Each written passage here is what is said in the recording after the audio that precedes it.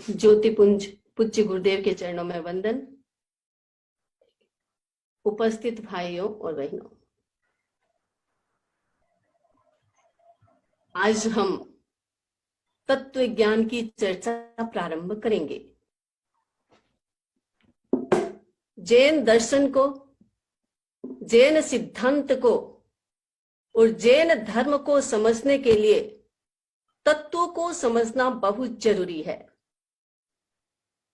जब तक तत्व को नहीं समझा जाता, तत्व का ज्ञान नहीं किया जाता, तब तक हम जैन धर्म को समझ नहीं सकेंगे।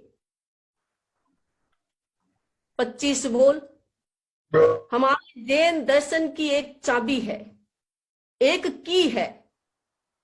जिस चाबी को हम आत्मा लेते हैं, अगर चाबी हमारे हाथ में आ जाती है तो हम जैन दर्शन के भंडार को खोलने में समर्थ हो सकते हैं। इसीलिए सबसे पहले 25 बोल को समझना जरूरी है। हमारे 32 आगम है और 32 आगमों में ज्ञान अज्ञान है। समुद्र जितना ज्ञान है और समुद्र जितना ज्ञान हर व्यक्ति के लिए संभव नहीं है, समझना भी हर व्यक्ति के लिए संभव नहीं है। इसीलिए हमारे आचार्यों ने, हमारे पूर्व आचार्यों ने संपूर्ण आगमों से विशेष रत्नों को सिलेक्ट किया, अनमोल रत्नों को सिलेक्ट करके एक माला बनाई, जिसको हम 25 बोल कहते हैं। ये 25 बोल आगमों का ही एक रूप है और इनको समझने के बाद व्यक्ति संपूर्ण ब्रह्मांड को समझ सकता है, अपने आप को समझ सकता है। हमारे इस पूरे ब्रह्मांड में 2 तत्व है, जीव और अजीव। दुनिया में जीव और अजीव के अतिरिक्त तो कुछ भी नहीं है। समझना में जीव और अजीव को ही है।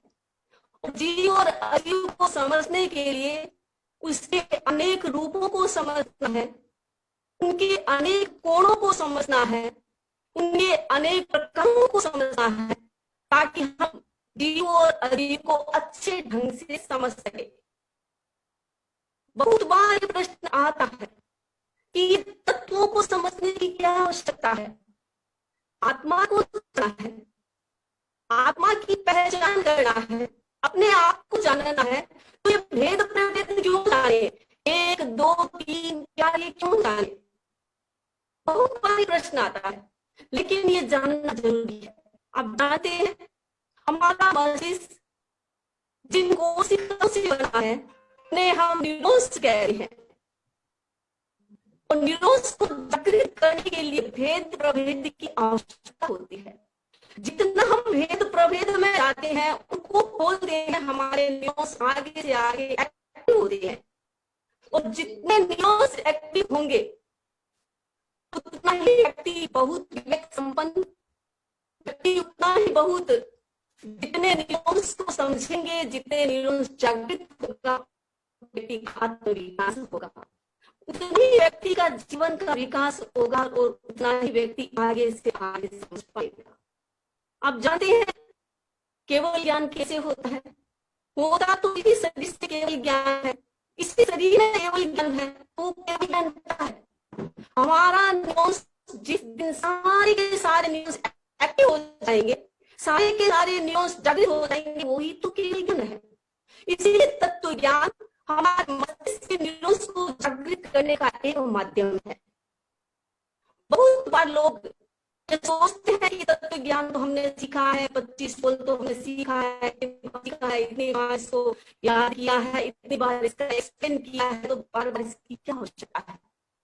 तत्व एक किसी चीज है।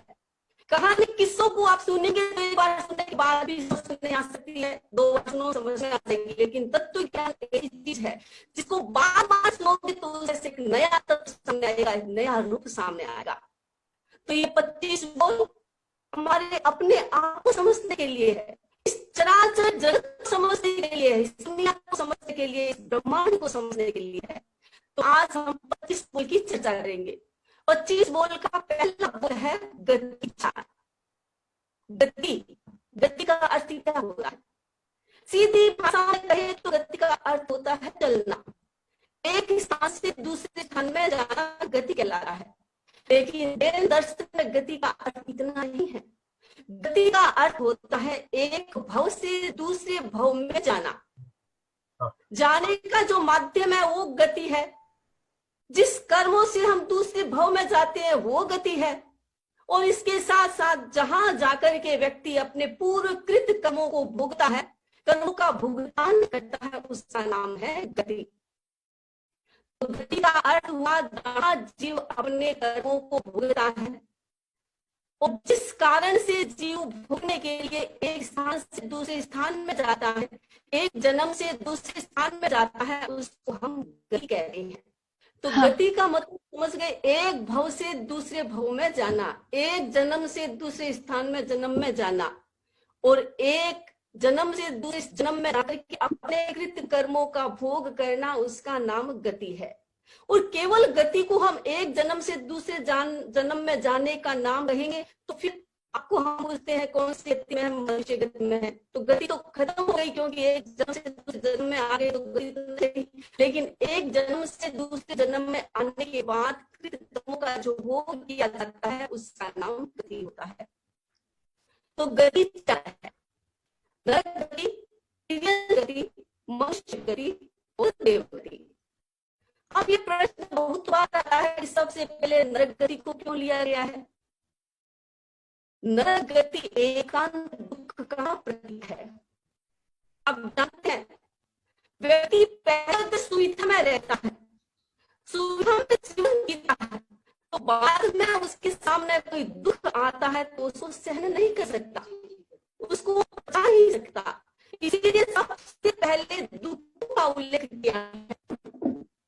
हम गति के बारे में चर्चा कर रहे थे। गति 4, गति का अर्थ है एक स्थान से दूसरे स्थान में जाना, एक भव से दूसरे भव में जाकर के जहां जीव अपने पूर्वकृत कर्मों का भोग करता है उसका नाम है गति।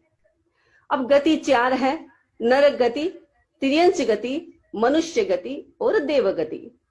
सबसे पहले नरक गति को लिया गया है क्योंकि ये दुखों का प्रतीक है। दुनिया में सबसे ज्यादा दुख इस गति के जीवों को होता है। इस गति में जीव भारी कर्मों से युक्त होता है, वो इस गति में जाता है, जाने के बाद भयंकर दुखों का भोग करता है। और इसीलिए सबसे पहले दुख को बताया गया है। आपने कभी महसूस किया होगा कि जब हम खाना खाते हैं, हम भी देखते हैं जब ग्रोसरी में कोई ऐसी चीज आती है जो हमें सूट नहीं होती है या जो खारी होती है, तो ये सोचते हैं पहले इसको खत्म कर लेते हैं, बाद में अच्छी चीज खाएंगे तो मुंह साफ रहेगा। ठीक इसी प्रकार ये सिस्टम इसमें है। पहले नरक को सुन लेंगे, दुखों को सुन लेंगे और उसके बाद सुखों को सुनते हैं तो हमें दुख इतने प्रताड़ित नहीं करते हैं, इतने परेशान नहीं करते हैं। और इसीलिए सबसे पहले नरक गति को लिया गया है। और नरक गति दुखों का प्रतीक है, दुखों का सिंबल कहे, दुखों का आधार कहे, दुखों को भोगने का स्थान कहे, वो नरक गति है। नरक गति कहाँ है? नीचे। हम जिस पृथ्वी पर रहते हैं, पृथ्वी इतनी नहीं है, उसके नीचे भी है। हमारे पूरे लोक के 3 भाग किए हैं, ऊर्ध्वलोक, मध्यलोक और अधोलोक। हमारा ये नरक अधोलोक में स्थित है। हमारे इस पृथ्वी के नीचे समुद्र है, समुद्र के नीचे ये अधोलोक है जहां ये नरकीय जीव रहते हैं। और नरक में जाते हैं तो नरक में अनेक प्रकार के दुख जीव भोगते हैं। यद्यपि नरकीय जीवों को ज्ञान होता है, अगर वो मिथ्यात्व है तो भी उनको अज्ञान है, विभंग अज्ञान है, अवधि ज्ञान है। ज्ञान है लेकिन इच्छाएं इतनी प्रबल होती है, इतनी प्रबल होती है और सामग्री उनके पास नहीं होती है, इस कारण से वो ज्यादा दुखी होते हैं। हमारे भीतर में भी कोई इच्छा होती है और उस इच्छा की पूर्ति नहीं होती है तो व्यक्ति हाय त्राय करने लग जाता है। और जब तक वो इच्छा, जब तक वो सामग्री नहीं मिलती है, व्यक्ति भीतर में दुखी हो जाता है। ठीक इसी प्रकार नरक की स्थिति है। नरक में कुछ भी उनको नहीं मिलता है।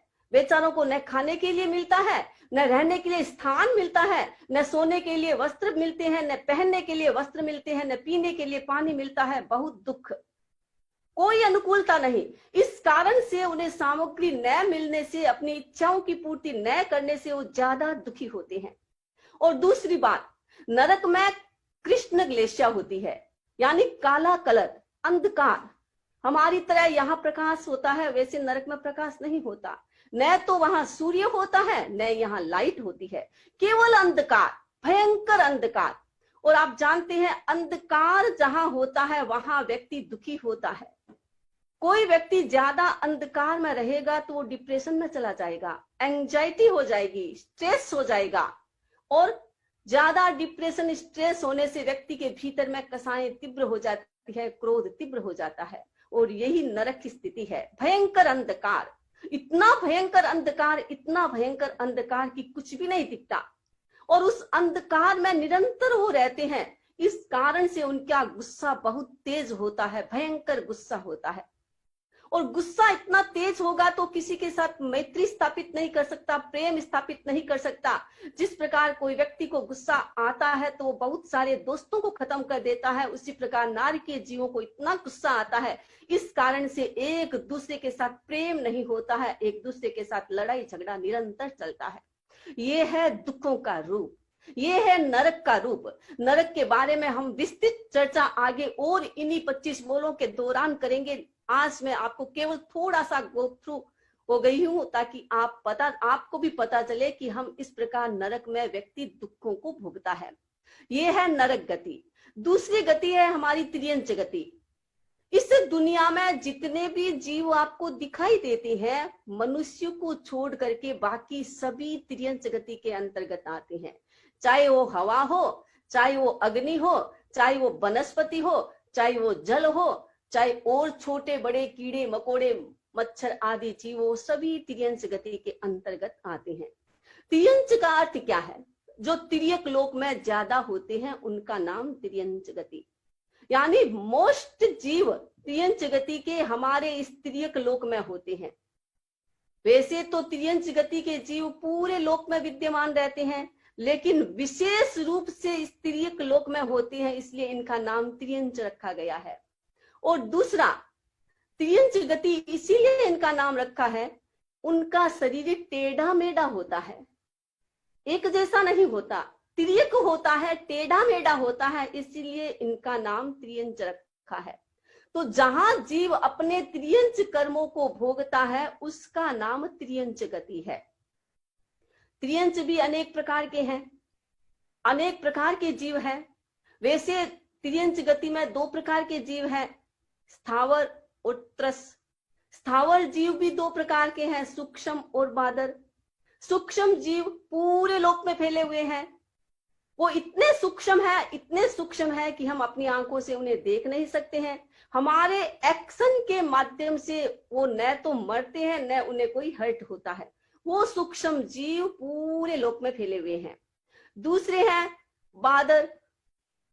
बादर जीव जो हमारी आंखों का विषय बन सकता है।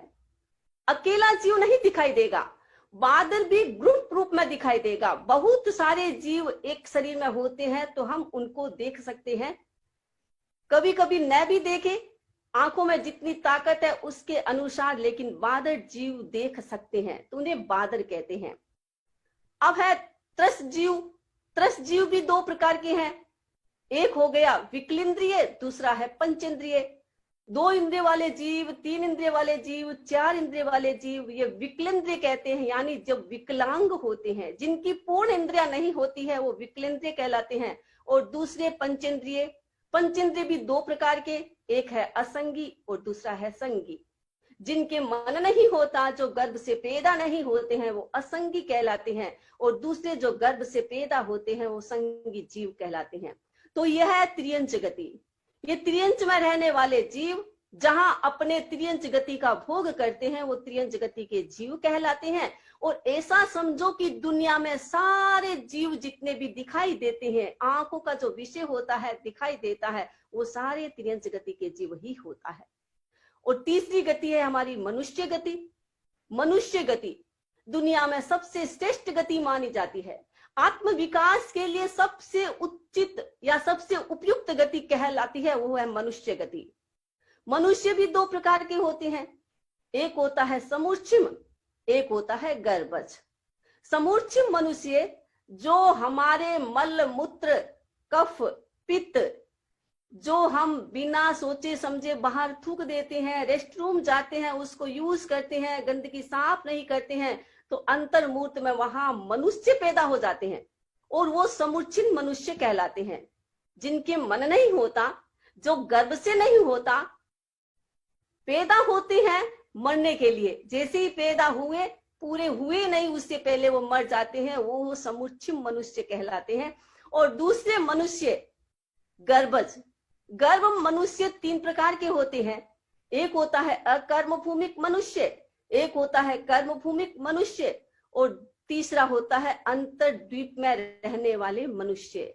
ऐसे मनुष्य जिन्हें कर्म नहीं करना पड़ता, पुरुषार्थ करना नहीं पड़ता, श्रम करना नहीं पड़ता, कल्प वृक्ष से अपना जीवन यापन करते हैं, वो मनुष्य अकर्म भूमिक मनुष्य कहलाते हैं। दूसरे मनुष्य होते हैं वो मनुष्य कर्म भूमि, जैसे इस युग में जीने वाले मनुष्य कर्म भूमिक मनुष्य कहलाते हैं। अपने जीवन को चलाने के लिए श्रम करते हैं, पुरुषार्थ करते हैं, जॉब करते हैं, बिजनेस करते हैं, वो मनुष्य कर्म भूमिक मनुष्य कहलाते हैं। और तीसरे मनुष्य होते हैं अंतर्द्वीप में रहने वाले। हमारे इस जम्बू द्वीप के बाद एक समुद्र है, लवण समुद्र, उसमें अनेक आइलैंड बने हुए हैं, द्वीप बने हुए हैं। उन आइलैंड में रहने वाले मनुष्य अंतर्द्वीप मनुष्य कहलाते हैं। तो ये तीन प्रकार के मनुष्य, जहां जीव अपने मनुष्य कर्मों को भोगता है, उस गति का नाम मनुष्य गति है। और याद रखें, दुनिया में सबसे श्रेष्ठ आत्म विकास की गति भी मनुष्य गति ही मानी जाती है। मनुष्य गति के माध्यम से जीव संपूर्ण आत्मा का विकास कर सकता है और कोई ऐसी गति नहीं है जहां आत्मा का संपूर्ण विकास संभव हो। तो मनुष्य गति श्रेष्ठ गति मानी जाती है। हम बहुत सौभाग्यशाली है कि हमें मनुष्य जन्म मिला है। और जो व्यक्ति तत्व ज्ञान को अच्छी तरह से आत्मसात कर लेता है, उसका मनुष्य जन्म सार्थक हो जाता है। तो ये मनुष्य गति तीसरी गति। चौथी गति है हमारी देवगति। देवगति धन की दृष्टि से, भौतिकता की दृष्टि से, संपदा की दृष्टि से सबसे श्रेष्ठ गति मानी जाती है। संपदा बहुत ज्यादा उस गति में होती है, सुख सुविधाएं उस गति में बहुत ज्यादा होती है, सुविधा ज्यादा होती है। सुख तो हर व्यक्ति पर डिपेंड करता है कि वो कितना ग्रहण करे, लेकिन सुविधा उस देव गति में सबसे ज्यादा होती है। और जहां जीव अपने देव कर्म के भोग को भोगता है, देव गति के कर्मों को भोगता है, उस गति का नाम देव गति है। वो देवता चार प्रकार के होते हैं, व्यंतर, ज्योतिष, भवनपति और वैमानिक। उसमें देवता ऊर्ध्व लोक में रहते हैं, कुछ देवता हमारे इस मिडल लोक में रहते हैं, मध्य लोक में रहते हैं, और कुछ देवता नीचे अधोलोक में रहते हैं। लोक के तीनों पार्ट में देवताओं का स्थान होता है। मनुष्य भी अधोलोक में रहता है, नीचे के पार्ट में रहता है, लेकिन ऊर्ध्व लोक में मनुष्य नहीं रहता। देवता उनमें ये ताकत है कि ये तीनों लोक में विद्यमान रहते हैं, ऊर्ध्व लोक में भी रहते हैं, मध्य लोक में भी रहते हैं और अधोलोक में भी रहते हैं। तो जहां जीव अपने देव गति के आयुष्य को भोगता है, उस गति का नाम देव गति है। आज मैंने आपको ये संक्षिप्त गति के बारे में बताया, और ये पूरा 25 बोल, ये चार गतियों का ही तो विश्लेषण है, इनमें रहने वाले जीवों का ही तो विस्तार है। तो एक के बाद एक के बाद एक के बाद जो बोल आएंगे, उनमें इन सब का विश्लेषण होगा। तो ये चार गति, इन चार गतियों में जीव अपने कर्मों को भोगता है, अपने कर्मों को, जो किए हुए कर्म है उसको पूर्ण करता है, नए आयुष्य का बंधन करता है, उसका नाम गति है।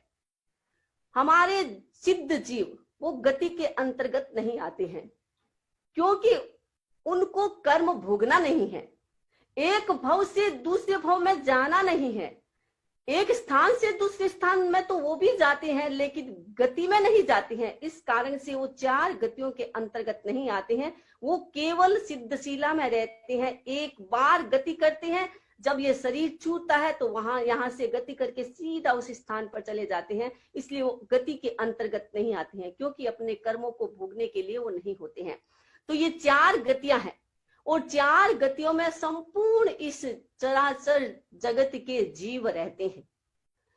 तो 4 गति, नरक गति, तिर्यंच गति, मनुष्य गति और देव गति, इनकी मैंने संक्षिप्त चर्चा की है।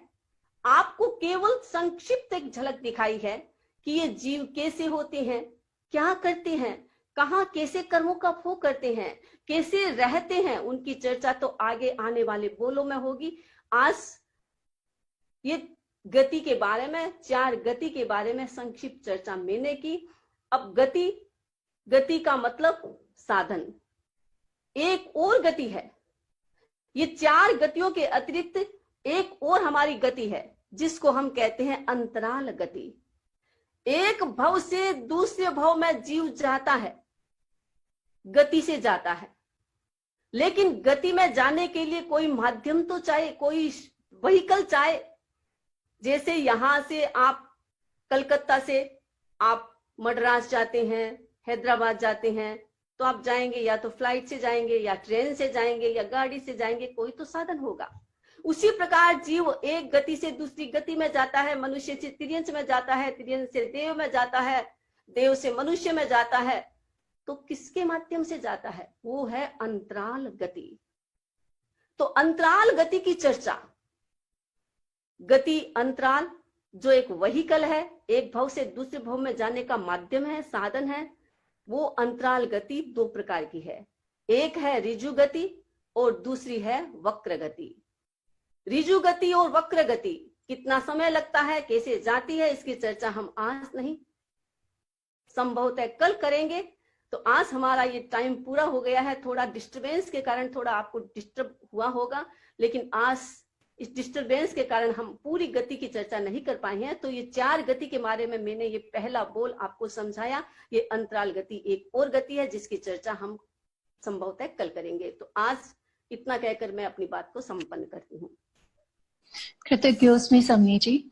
हमने आज गतियों के बारे में जाना और जैसा कि समनी जी ने फरमाया, हम सभी अभी उत्कृष्ट गति में हैं और ये एक जो उपक्रम चल रहा है, हमारी इस उत्कृष्ट गति में हम कैसे इसका सबसे ज्यादा यूज हमारे उत्तरोत्तर आध्यात्मिक विकास में कर सकते हैं, तो इसे हम आगे की सभी कार्यशालाओं में हम भी उत्तरोत्तर विकास करेंगे। इन्हीं कार्यशालाओं के माध्यम से कर्म निर्जरा करेंगे और अपनी इस उत्कृष्ट गति का उत्कृष्ट उपयोग हम कर सकेंगे।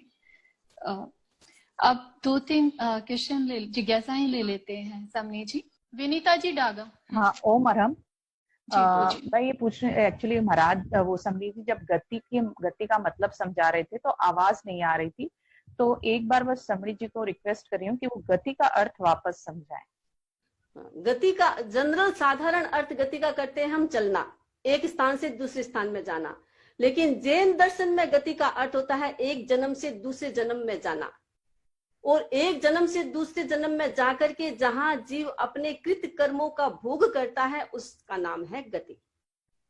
रतन जी सियाल जी। जैसे बताया गया कि इसमें 4 गति में सर्वश्रेष्ठ गति मनुष्य की है, तो ये क्रम जो बताया इसमें हम देव गति को अंत में लेते हैं, मनुष्य गति को क्यों नहीं लेते हैं? इसमें ऐसा है कि दुनिया में जनरल लोग आत्मा की बात नहीं समझ पाता, क्योंकि हम आत्मा से परिचित कम है और अनंत अनंत भवों से हम इस भौतिक जगत से परिचित है। तो इसीलिए भौतिक जगत में तो सर्वश्रेष्ठ गति देव गति है, इसीलिए देव गति को लास्ट कहा गया है और मनुष्य गति को पहले बता दिया है। अशोक जी परमार। वंदामिन नमस्ते। हाँ, हम नरक कितने प्रकार के होते हैं? नरक 7 प्रकार के हैं। एक के नीचे एक के नीचे एक। जैसे हमारे यहाँ फ्लोर होता है तो आप नीचे का फ्लोर, उसके बाद 1 फ्लोर, फर्स्ट सेकंड थर्ड ऊपर जाते हैं। लेकिन नरक गति में फर्स्ट फ्लोर है, उसके बाद नीचे फ्लोर बने हुए हैं, एक के बाद नीचे अंडरग्राउंड में होता है। जैसे एक के बाद दूसरी, दूसरी के बाद तीसरी, ऐसे 7 नरक है। और 7 ही में भयंकर अंधकार, एक के बाद दूसरी में उससे ज्यादा, दूसरी से तीसरी में ज्यादा अंधकार, दुख, सब कुछ ज्यादा ज्यादा बढ़ता जाता है। तो वो नरक 7 है। हस्तीमल जी डांगी। वंदामी नमन स्वामी। सिद्ध गति में जीव किस अवस्था में अवस्थित होता है? जैसे यहाँ से वो मुक्त होता है, मान लीजिए कोई पद्मासन में बैठा बैठा मुक्त हुआ है, तो वो पद्मासन की स्थिति में वहां अवस्थित हो जाएगा। कोई खड़ा खड़ा मुक्त हुआ है तो खड़ी स्थिति में वहां पर वो अवस्थित हो जाएगा। वो एकदम सिद्ध शिला के ऊपर का पार्ट आकाश से एकदम टच करते हुए उस स्थान में सारे सिद्ध जीव रहते हैं।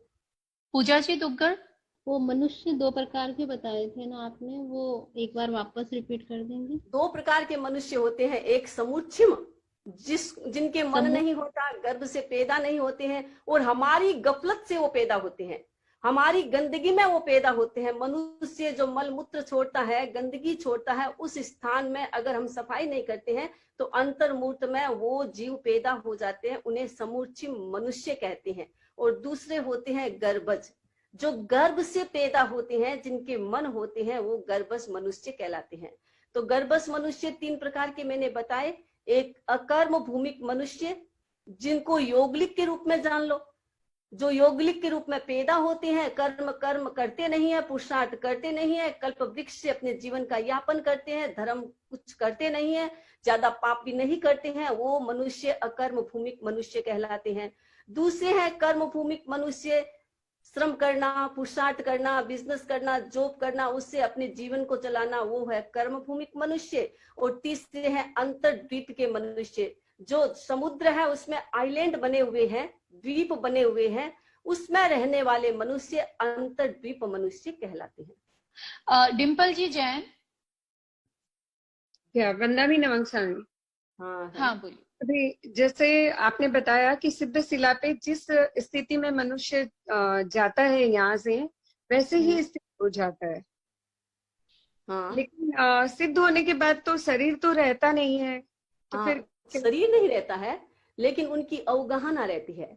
जैसे मान लीजिए आप चलते हैं, मैं एक उदाहरण देती हूँ, स्थूल उदाहरण। जैसे आप चलते हैं, छाया आपकी पड़ती है, छाया तो शरीर तो नहीं है, लेकिन आपकी छाया पड़ती है ना, आपका शरीर अलग है, छाया अलग है। उसी प्रकार हमारे सिद्धों की, हमारी आत्मा की अवगाहना, शरीर नहीं है इसलिए उन्हें स्थान रहने के लिए नहीं चाहिए, जगह नहीं चाहिए रहने के लिए, लेकिन उनकी अवगाहना, वो उस रूप में अवगाहित वहां हो जाते हैं। जैसे वो यहाँ पर मुक्ति को प्राप्त करते हैं, जिस अवस्था में मुक्ति को प्राप्त करते हैं, वो अवगाहना उनकी वैसी की वैसी वहां हो जाती है। अनुराधा जी बैद। वंदना नमन स्वामी। हाँ, ये जो 7 नारकी का स्थान था, आपने बताया था कि पृथ्वी के नीचे, वो एक बार फिर से बताया ना, समुद्र बीच में है क्या पृथ्वी के नीचे, फिर 7 नारकी का स्थान है क्या? समुद्र होता है ना, आपने समुद्र देखा कितना गहरा होता है, अपन कल्पना करते हैं ना समुद्र कितना गहरा है, कितना नीचे है, राइट। और हमारी पृथ्वी के लेवल में समुद्र, इसका मतलब समुद्र नीचे से बहुत गहरा है, तो नीचे बहुत नीचे जाता है समुद्र। तो समुद्र के नीचे अधोलोक है। समुद्र जहां संपन्न होता है, या ऐसा कहे कि अधोलोक की छत समुद्र है। जी अनुराधा जी बैद। वंदामी नमन स्वामी। संगी असंगी मनुष्य और भवी अभवी मनुष्य में क्या फर्क है? भवी आवाज आ रही है? हाँ हाँ। असंगी मनुष्य तो आपने समझ लिया, समुच्चय मनुष्य असंगी होते हैं, राइट। अब संगी में 2 चीजें, भवी और अभवी। संगी में ऐसे जीव भी है जो कभी मोक्ष में नहीं जाएंगे, वो अभवी कहलाते हैं। और संगी में ऐसे भी जीव है जो मोक्ष में जाएंगे, वो भवी कहलाते हैं। तो है वो संगी दोनों, लेकिन अलग अलग योग्यता है। बाबूलाल जी बापना। वंदामी नमन स्वामी, आपने मनुष्य को 3 प्रकार बताए हैं। एक जो आपने अंतर्द्वीप में मनुष्य बताए हैं, तो वो यहाँ के तरह वहां पे भी वो आध्यात्मिक गतिविधियां कर सकते हैं? नहीं, वो अपनी तरह, क्योंकि उनका समय काल जो चक्र है ना, वो हमारे तरह नहीं होता है। ये धर्म तो हमारे इस भरत क्षेत्र में, और हमारे जैसा एक और एर भरत क्षेत्र है वहां, और उस महाविदय में धर्म का स्थान तो ये 3 ही है। हमारे जो फर्स्ट आरा, सेकंड आरा और थर्ड आरे में जैसी सिचुएशन थी, वो सिचुएशन वहां के जीवों में होती है। तो अंतर्द्वीप के जो मनुष्य होते हैं, वो धर्म कर्म नहीं करते हैं, उनका अलग अलग आकार प्रकार होता है। कभी समय आएगा तो अंतर्द्वीप के मनुष्य की भी चर्चा हो सकती है, लेकिन अभी हम इतना ही समझे कि वो वहां रहते हैं, आइलैंड में रहते हैं, लेकिन वो धर्म कर्म वहां पर न तो कोई धार्मिक साधु साध्वी जाते हैं, ना धर्म का कुछ होता है। तीर्थंकर आदि कुछ भी नहीं होते हैं, इसलिए धर्म की बातें वहां नहीं होती है। अब अंतिम क्वेश्चन अशोक जी बैद। वंदामी नमन स्वामी, मेरी जिज्ञासा थी कि देवलोक कितने प्रकार के होते हैं और वहां पे जाने के लिए क्या अर्हताएं चाहिए? देवता 4 प्रकार के होते हैं, वेंतर, ज्योतिष, वैमानिक और भवनपति। सबसे श्रेष्ठ वैमानिक देवलोक है। अब वो जाने के लिए उसके लिए अपने को 4, हर एक गति के लिए 4 बातें बताई है कि 4 आचरण, 4 क्रिया और 4 प्रकार का जीवन जीने वाला व्यक्ति गति को प्राप्त करता है। तो नरक का भी अलग बताया है, देव का भी अलग बताया है, तिर्यंच का भी अलग बताया है, मनुष्य का भी अलग बताया है। तो देव में जाने के लिए 4 कारण। एक होता है सराग संयम, साधु होते हैं, वीतराग तो होते नहीं है। वीतराग तो हमारा आगे का गुणस्थान आएगा तब होगा, लेकिन छठे गुणस्थान का जो साधु होता है वो सराग संयमी होता है, राग युक्त संयमी होता है। तो उसके आयुष्य का बंधन होता है, तो वो मर करके देवगति में जाता है। अगर साधु जीवन में आयुष्य का बंधन होता है, साधु अवस्था में आयुष्य का बंधन होता है, तो मर करके वो देवगति को प्राप्त करता है। और कौन सी देव? वैमानिक देवगति को जाता है। दूसरा है श्रावकपन, श्रावक धर्म का पालन करने वाला, श्रावक व्रत का अपने मनोयोग से पालन करने वाला, पूरी ईमानदारी से पालन करने वाला। अगर श्रावक व्रत का पालन करता है, उस समय उसके आयुष्य का बंधन होता है, तो भी वैमानिक देवलोक में पैदा हो सकता है। तीसरा है मिथ्यात्वी जीव, जो मिथ्यात्वी जीव है, अगर वो भी अच्छी करनी करते हैं, अच्छी क्रिया करते हैं, ऐसा तो नहीं है कि मिथ्यात्वी सारे खराब ही काम करते हैं। मिथ्यात्वी भी ब्रह्मचर्य का पालन कर सकता है, मिथ्यात्वी भी सत्य बोल सकता है, मिथ्यात्वी भी अपरिग्रही हो सकते हैं। उस अवस्था में उनके आयुष्य का बंधन होता है, तो वो भी वहां मर करके देवगति में जा सकता है। और तीसरा है अकाम निर्जरा। निर्जरा 2 प्रकार की होती है, वो भी अपना प्रसंग आएगा तब मैं आपको बताऊंगी। अकाम निर्जरा, जिसमें कोई कामना नहीं होती है, जिसमें कोई इच्छा नहीं होती है, व्यक्ति निर्जरा ऑटोमेटिक हो जाती है। जैसे वृक्ष है, अब वृक्ष इतनी भयंकर तूफान आएगा, अग्नि जल लग जाएगी, तो भी वृक्ष उठ करके भागेगा नहीं, वो सहन करेगा। ये अकाम निर्जरा होती है। हम भी कोई भी क्रिया करते हैं, मान लीजिए लक्ष्य हमारा कुछ भी नहीं है मोक्ष में जाने का, या लक्ष्य हमारा कर्मों की शुद्धि नहीं है, आत्मा की विशुद्धि नहीं है, और इस अवस्था में हम सहन करते हैं, तो सहन करने से जो निर्जरा होती है वो अकाम निर्जरा होती है। तो अकाम निर्जरा भी देवगति में जाने का एक कारण हो सकती है। बहुत बहुत आभार, कृतज्ञता ज्ञापित करते हैं। अपने श्री जयंत प्रज्ञा जी हमारे साथ जुड़ चुके हैं। मेरा विनम्र निवेदन, तत्व ज्ञान की हमारी चर्चा 25 बोल से प्रारंभ होती है। वो कहें आध्यात्मिक विकास का माध्यम हमारा तत्व ज्ञान, और जिसका आधार है 25 बोल। 25 बोल हमने कल चर्चा प्रारंभ की थी। पहला बोल 25 बोल का 4 गति के बारे में बताया। जो जनरल बातें मैंने बताई कि 4 गति होती है, यानी इस दुनिया के सारे जीव 4 गतियों में ही समाहित होते हैं। सिद्धों को छोड़ देते हैं, संसारी जीव 4 गतियों में ही समाहित होते हैं। देव गति, मनुष्य गति, त्रियंच गति और नरक गति, जिसका थोड़ा थोड़ा वर्णन कल मैंने किया था। पूरे इस ब्रह्मांड में जो 14 रज्जु का हमारा लोक है, इस लोक में ये 4 गतियों के जीव रहते हैं। तो ऊपर ये जो आपने इस लोक को देखा होगा, और इस स्क्रीन पर ये लोक मैंने दिखाया है, उसका ऊपर का जो पार्ट है उसमें देवगति के जीव रहते हैं। मिडल का जो पार्ट है उसमें मनुष्य त्रियंच रहते हैं। नीचे का जो पार्ट है वो अधोलोक जिसको कहते हैं, जहां नारकीय जीव रहते हैं। ये एक जनरल चीज है। वैसे त्रियंच गति के जीव पूरे लोक में फैले हुए रहते हैं।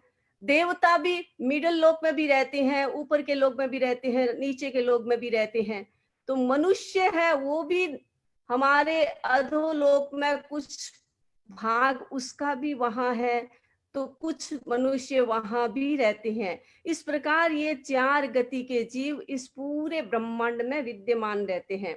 अब हम आज चलेंगे एक हमारी और गति, जिसकी चर्चा मैंने कल की थी, अंतराल गति। ये अंतराल गति भी एक गति है।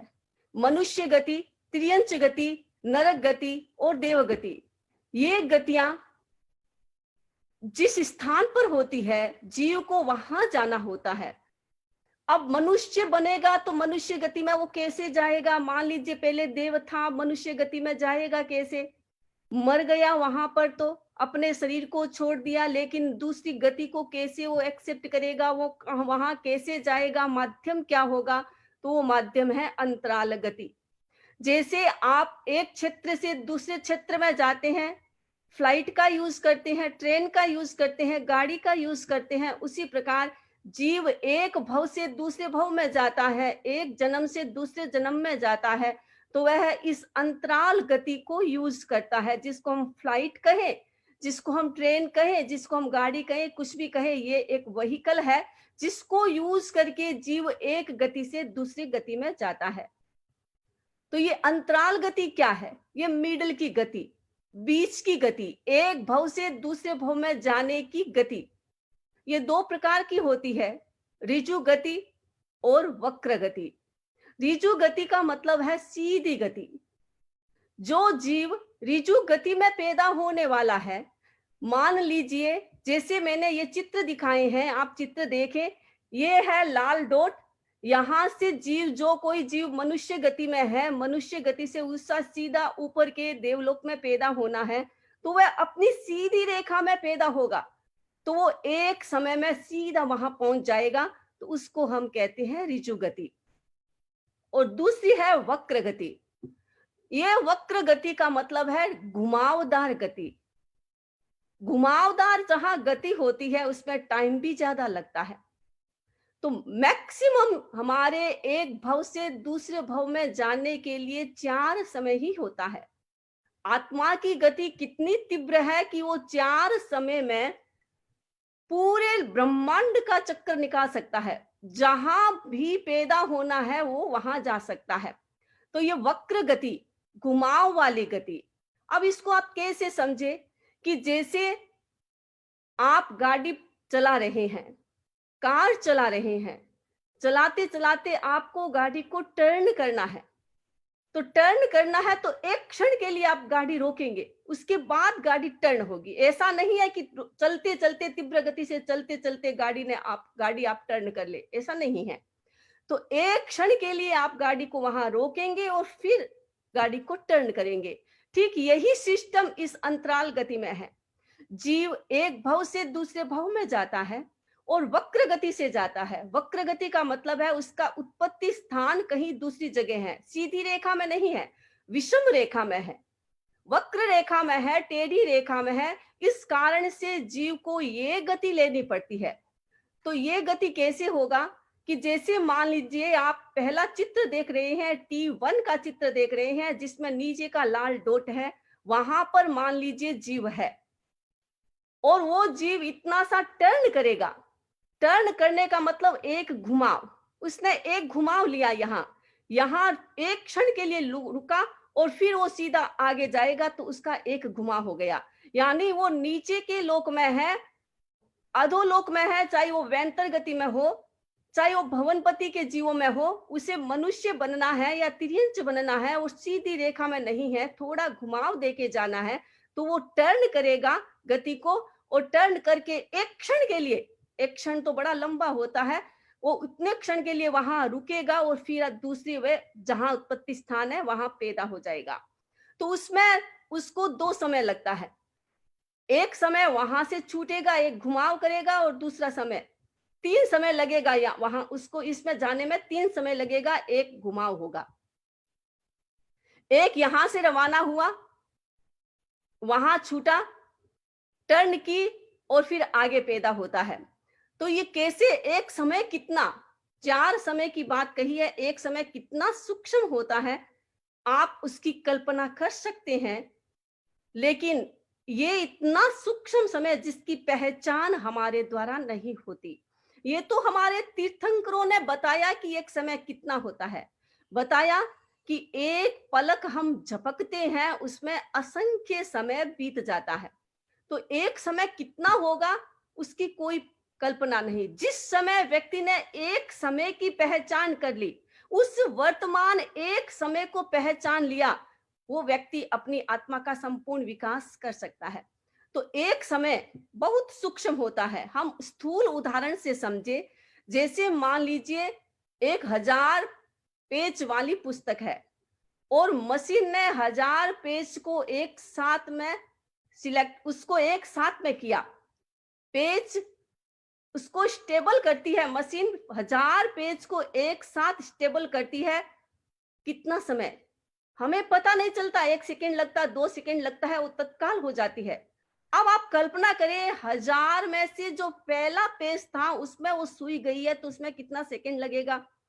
इसका मतलब 1 सेकेंड पूरे 1000 पेज को स्टेबल करने में एक समय लगा है या 1 सेकेंड लगा है। तो एक पेज में 1000 का 1000वां भाग। अब आप कल्पना करें कि वो कितना सूक्ष्म समय है। समय तो उससे भी सूक्ष्म है जिसकी हम कल्पना नहीं कर सकते हैं। तो ये एक घुमाव वाली ये गति जिसमें 2 समय लगेगा, और दूसरा चित्र मैंने दिखाया है जिसमें T1 और T2 चीजें हैं। इसका मतलब 2 घुमाव 2 होता है तो समय 3 लगेगा। तो जैसे ये उत्पत्ति स्थान है, जो 20 की आपको रेखा दिखाई देती है, खंबे जैसी रेखा दिखाई देती है, ये त्रस नाड़ी है। इसमें त्रस जीव रहते हैं। त्रस जीव इस खंबे से बाहर नहीं जाते हैं। बाहर जितने भी लोक का भाग बचा है वहां स्थावर जीव या बादर जीव रहते हैं, त्रस जीव नहीं रहते हैं। तो अब मान लीजिए ये एक जीव है, नीचे है वो जीव, वो वहां से निकलता है। उत्पत्ति स्थान उसका वहां नीचे है, लाल डॉट लगाया हुआ है, वहां से निकल करके ऊपर जाता है। पहले वो सीधा ही जाएगा, जहां उसे मोड़ करना है पहले वो सीधा जाएगा, वो उतनी दूर सीधा जाएगा, फिर एक घुमाव लेगा, एक क्षण के लिए रुकेगा, फिर वो घुमाव लेगा, फिर वो इतना टर्न करेगा, फिर दूसरा घुमाव लेगा, और फिर वो अपने स्थान पर जाकर के उत्पन्न होगा। तो ये 2 घुमाव और 3 समय।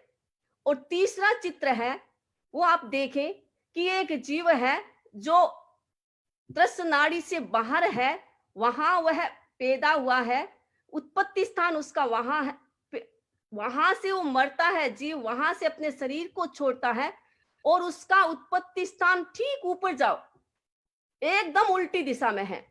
पूरा ऊपर जाते हैं तो वो पहले एक घुमाव लेता है जिसको टर्न 1 घुमाव कहा जाता है, फिर वो थोड़ा और घुमाव लेता है, त्रस्त नाड़ी में जाएगा। बादर स्थावर है वो जीव मान लीजिए, तो वह त्रस्त नाड़ी से बाहर से यात्रा स्टार्ट करता है। तो पहले वो त्रस्त नाड़ी में जाएगा एक घुमाव करके, फिर त्रस्त नाड़ी से वो दूसरा घुमाव करेगा, मुड़ेगा, फिर सीधा ऊपर जाएगा, त्रस्त नाड़ी के माध्यम से सीधा ऊपर जाएगा, ऊपर जाकर के फिर एक टर्न लेगा और बाहर निकलेगा स्थावर में पैदा होने के लिए, बादर में पैदा होने के लिए, या त्रस्त नाड़ी से बाहर पैदा होने के लिए फिर तीसरा घुमाव लेगा। तो इस प्रकार ये 4 घुमाव में 3 घुमाव में 4 समय। तो इस समय के आधार पर एक जीव अपने अंतराल गति की यात्रा करता है, यानी एक भव से दूसरे भव में पैदा होता है, जिसको हम वक्र गति कहते हैं। तो ऋजु गति और वक्र गति, सीधी रेखा में पैदा होना है तो ऋजु गति, और आगे पीछे टेढ़ा मेढ़ा कहीं भी उत्पत्ति स्थान है तो उसके लिए वक्र गति को सिलेक्ट करता है। तो वक्र गति के माध्यम से एक भव से दूसरे भव में जाता है, इसको हम अंतराल गति कहते हैं। तो ये अंतराल गति एक भव में दूसरे भव में जाने का एक माध्यम है। अब हम आगे चलते हैं, हमारा दूसरा बोल आता है।